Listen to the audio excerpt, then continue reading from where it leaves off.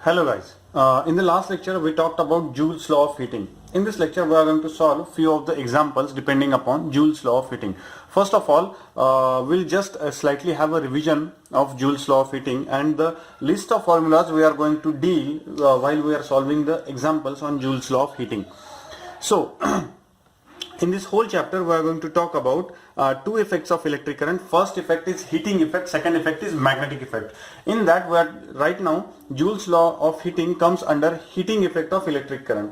Now when we are going to deal with heating effect of electric currents, सबसे पहले मैंने आपको last lecture में मैंने आपको एक्सप्लेन किया था कि there is one formula, that formula is electric energy या फिर कोई भी electric energy is equal to V into Q. ठीक है ना, electric energy is equal to V into Q. ये मैंने आपको फॉर्मूला बताया था. दूसरा फॉर्मूला मैंने आपको बताया था P इज इक्वल टू यानी power is equal to energy per unit time. ठीक है. तीसरा फॉर्मूला मैंने आपको बताया था कि I is equal to Q by T. और ये तीन फॉर्मूला यूज करके हमने वहां पे V इंटू आई किया था पावर का फॉर्मूला. सो पावर का एक नया फॉर्मूला हमें मिला था, that formula is V into I. ठीक है. उसके बाद और एक फॉर्मूला हमने तैयार किया था कि E is equal to P into T. Actually ये इसी फॉर्मूला से हमने डिराइव किया था, E is equal to P into T. और P की वैल्यू अगर मैं V रखता हूं तो V I इंटू टी. ये मुझे एनर्जी की वैल्यू मिलती है, जो एनर्जी मैं कहता हूं कि ये इतनी energy in the form of heat बाहर निकलती है when you connect a conductor across the potential difference of V, which will flow the current of I, and this current will be flown through the conductor for amount of time t. अगर ये conditions हैं तो E amount of energy heat के format में बाहर निकलती है. अब यही फॉर्मूला मैं थोड़ा सा और इलेबोरेट करूंगा. E is equal to V into I into T. अब यहाँ पे मुझे पता है कि ओम्स लॉ से मुझे पता है कि अगर मैं V इतना पोटेंशियल डिफरेंस लगाता हूं एक कंडक्टर के अक्रॉस और उसमें से अगर I करंट फ्लो हो रहा है तो मुझे पता है कि V is equal to I into R. ये ओम्स लॉ है. तो यहां पे मुझे I की वैल्यू V बाय आर मिल सकती है. V by R is equal to I. ये मैं कर सकता हूं. अगर मैं ये फॉर्मूला अगर यहां पे रख दूं तो मुझे क्या मिलता है, E is equal to V into V by R into T. ये I की वैल्यू यहां पे रखी depending upon the Ohm's law. तो क्या मिलेगा मुझे, V square upon R into T. ये E यानी हीट का फॉर्मूला मिला मुझे. ये हीट ही है जो बाहर निकल रही है. और एक फॉर्मूला तैयार कर सकता हूं इसी पर से. मैं और एक फॉर्मूला तैयार कर सकता हूं. सॉरी, ये ऑलरेडी मेरे पास है फॉर्मूला. इसी में से ये V जो है, V की वैल्यू मैं वहां पे रख सकता हूं. अगर मैंने यही V की वैल्यू इस फॉर्मूला में रख दी तो मुझे क्या मिलेगा, E is equal to I R into I into T. तो ये आई स्क्वायर आर टी. ये E का फॉर्मूला अगेन ये भी हीट का ही फॉर्मूला है. यानी ये फॉर्मूला, ये फॉर्मूला, ये फॉर्मूला, ये फॉर्मूला, ये तीनों फॉर्मूला बेसिकली एक ही फॉर्मूला के डिफरेंट वर्जन्स हैं. इसको हम कहते हैं जूल्स लॉ ऑफ हीटिंग. इस पे डिपेंडेंट हम एग्जांपल सॉल्व करना शुरू करेंगे. ठीक है ना. अब जब हम जूल्स लॉ ऑफ हीटिंग पे एग्जांपल सॉल्व करना शुरू करेंगे तो आपको ये सारे फॉर्मूलाज बाय हार्ट होने चाहिए. तो ये सारे फॉर्मूलाज की एक प्रॉपर लिस्ट बना के अपने नोटबुक में रख दो. So will start with the examples. मैं रीड आउट करता हूं, यू जस्ट राइट. मैं डिक्टेट कर रहा हूं, आप वो पूरा का पूरा एग्जांपल लिख के लेना है and then pause the screen, try to solve that example, then I will explain how to solve that example. ठीक है. चलो. An electric iron consumes energy at a rate of 840 watts, 840 watts when heating is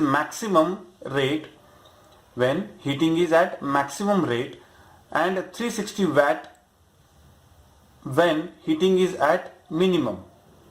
Full stop. The voltage is 220 volts. What are the current and resistance in each case? What are the current and resistance in each case. ठीक है. चलो try करते हैं solve करने का. Easy part है. दिया क्या है कि एक इलेक्ट्रिक आयन दिया हुआ है जो मैक्सिमम पावर कंज्यूम करता है P max. Maximum power consume करता है 840 वैट्स. ठीक है. और मिनिमम पावर कंज्यूम करता है 220, sorry, it is 360 watts. Minimum power इतनी कंज्यूम करता है, उसको लगाया गया पोटेंशियल डिफरेंस अक्रॉस, उसके लगाया कितना गया है 220 वोल्ट, इतना पोटेंशियल डिफरेंस उसके अक्रॉस लगाया गया है। ठीक है, सो अगर ये है तो मुझे उसमें से करंट फाइंड आउट करना है, और दूसरा क्या फाइंड आउट करना है, I want to find out the resistance of that iron, I want to find out the resistance of that iron, ये दोनों हमें फाइंड आउट करना है। ठीक है, चलो ट्राई करते हैं सॉल्व करने का।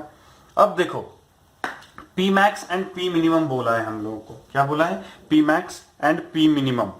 अब याद रखना P मैक्स मुझे पता है कि P is equal to V into I, ठीक है, V इंटू आई। अब इसमें से ये जो V है ये तो उन्होंने कांस्टेंट दिया हुआ है, इसका मतलब I के हिसाब से आपका जो भी पावर है वो चेंज होगा। ठीक है, लेकिन मुझे पता है कि V by I is equal to constant. ठीक है ना, मुझे पता है V by I is equal to constant, ये तो ओम्स लॉ है।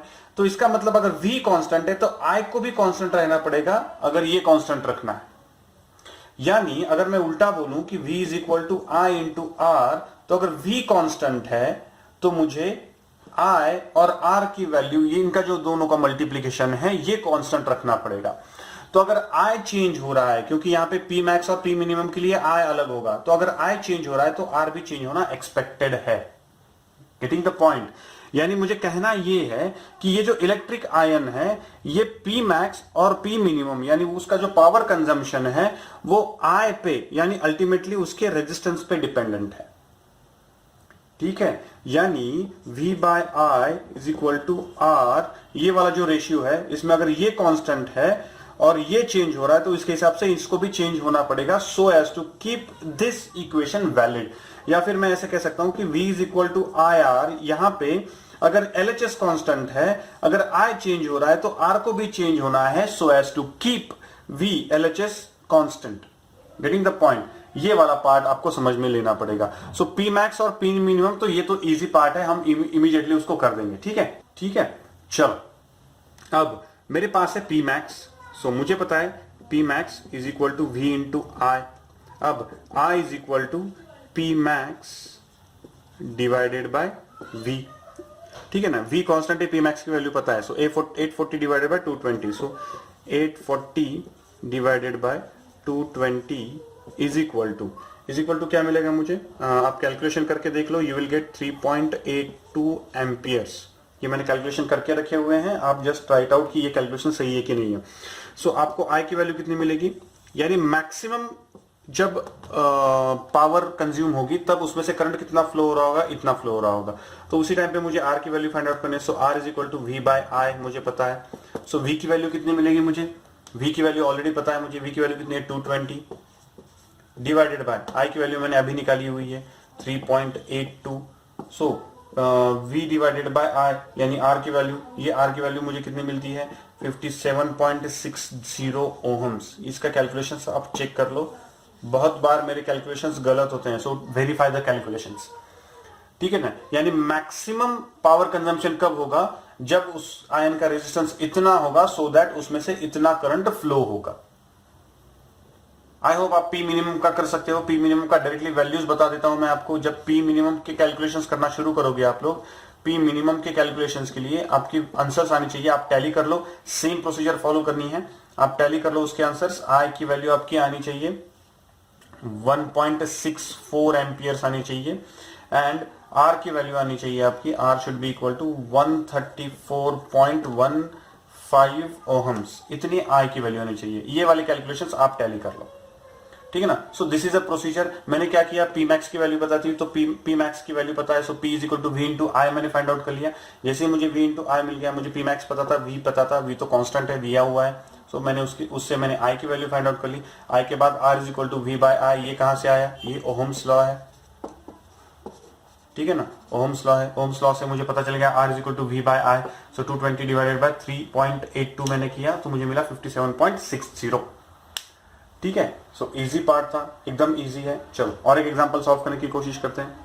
आप लिख के लेना क्वेश्चन, ये क्वेश्चन क्या है सुनो ठीक से।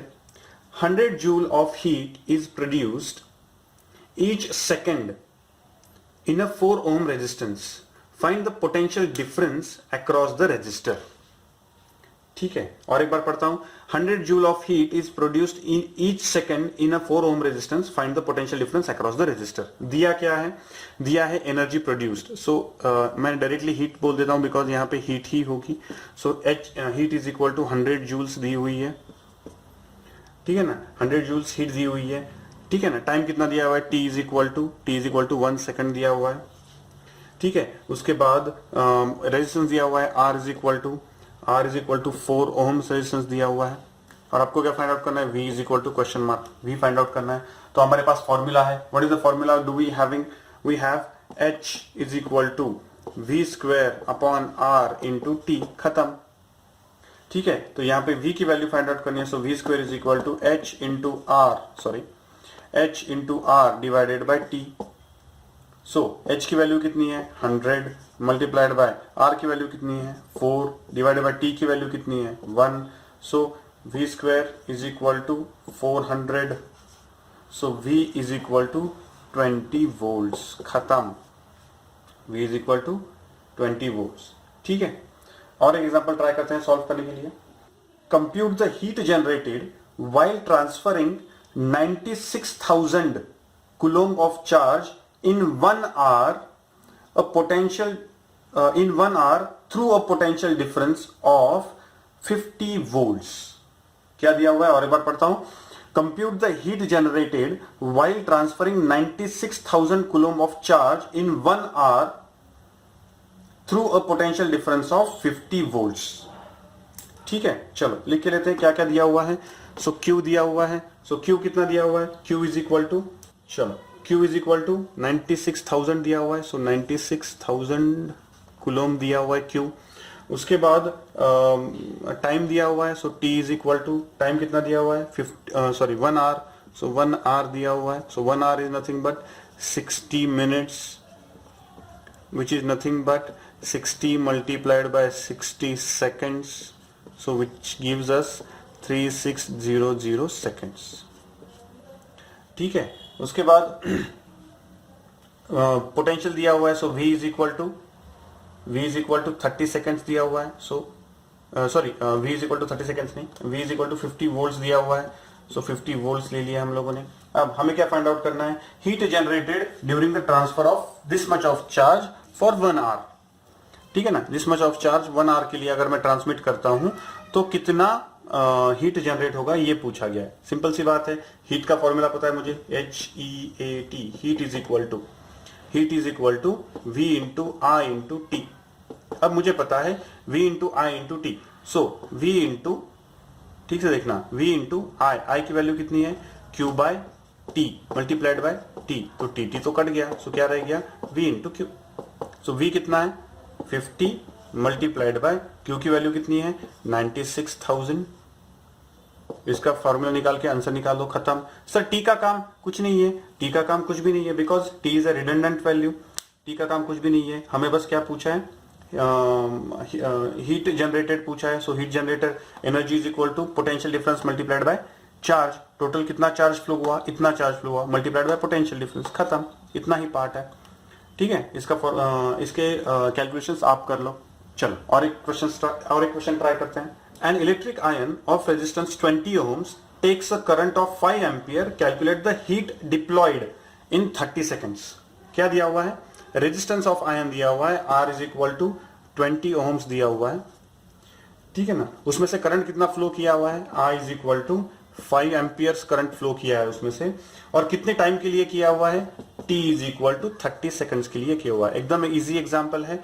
Heat generated HEAT, heat is equal to I square RT, ये हमारे पास डायरेक्ट फॉर्मूला है। सो I की value 5, so 5 square multiplied by R की value 20 multiplied by time 30, so 25 multiplied by 20 multiplied by 30, so 25 2 जा 50, so 500 multiplied by 30, so 500 multiplied by 30, so 15000 joules. This is the heat generated, heat deployed, ठीक है ना, energy diploid.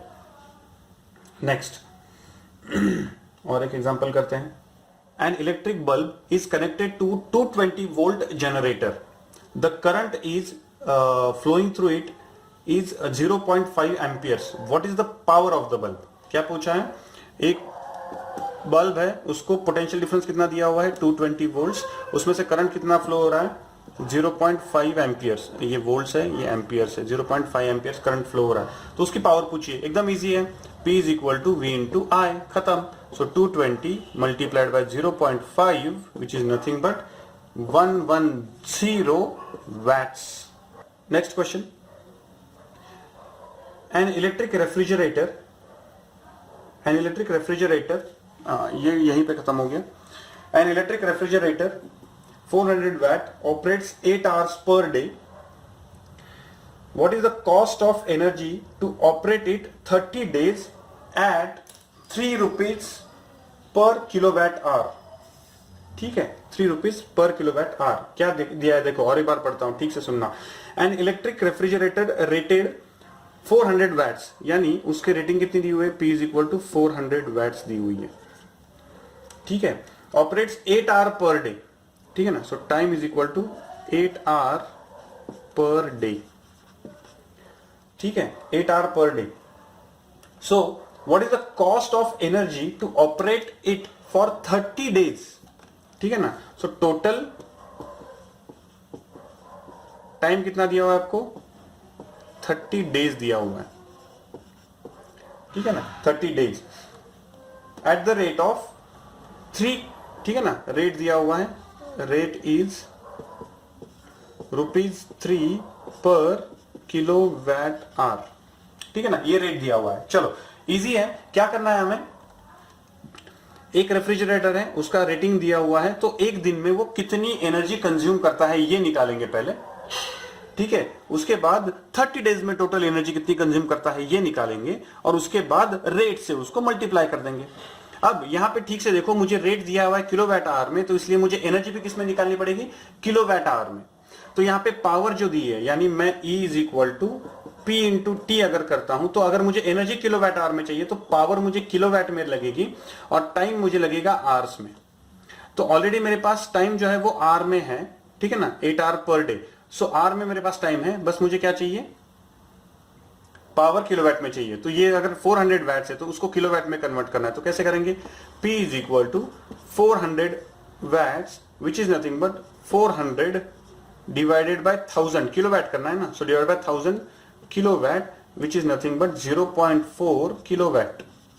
ये वाली values यहां पे रख देंगे। सो इक्वल टू पावर कितनी है? 0.4 मल्टीप्लाइड बाय टाइम कितना है? 8। सो 8 4 जा 32, सो 3.2 किलोवाट आवर इतनी एनर्जी कंज्यूम करता है ये वाला फ्रिज पर डे, एक दिन में इतनी कंज्यूम करता है, तो 30 डेज में। So total energy consumed in 30 days is equal to 3.2 into 30 which is nothing but कितना आएगा? 3.2 इंटू 30 कितना आएगा? 96। सो 96 किलोवाट आवर इतनी एनर्जी कंज्यूम करता है 30 डेज में। तो अगर 1 किलोवाट आवर के लिए अगर 3 रुपीज है, 1 किलोवाट आवर के लिए अगर 3 रुपीज है, तो 96 किलोवाट आवर के लिए कितने? आप निकाल सकते हो इसको, x पकड़ो, क्रॉस मल्टीप्लीकेशन करो, क्या मिलेगा मुझे? x is equal to 96 multiplied by 3 which is nothing but कितना आएगा? 288। x इज इक्वल टू 288, यानी ₹288 इतना खर्चा होगा मेरा मंथ में एक रेफ्रिजरेटर के लिए, जिसकी रेटिंग, जिसकी वैल्यूज और जिसका प्राइस ऑफ कंजम्पशन इतना है, ठीक है। So these are the examples, easy examples होते हैं। So try to solve all these examples. बहुत सारे एग्जाम्पल्स हमारे टेक्स्ट बुक में दिए हैं, उनको सॉल्व करने की कोशिश करो। In the next lecture we are going for the magnetic effects. Magnetic effects के लिए हम जाएंगे। Thank you.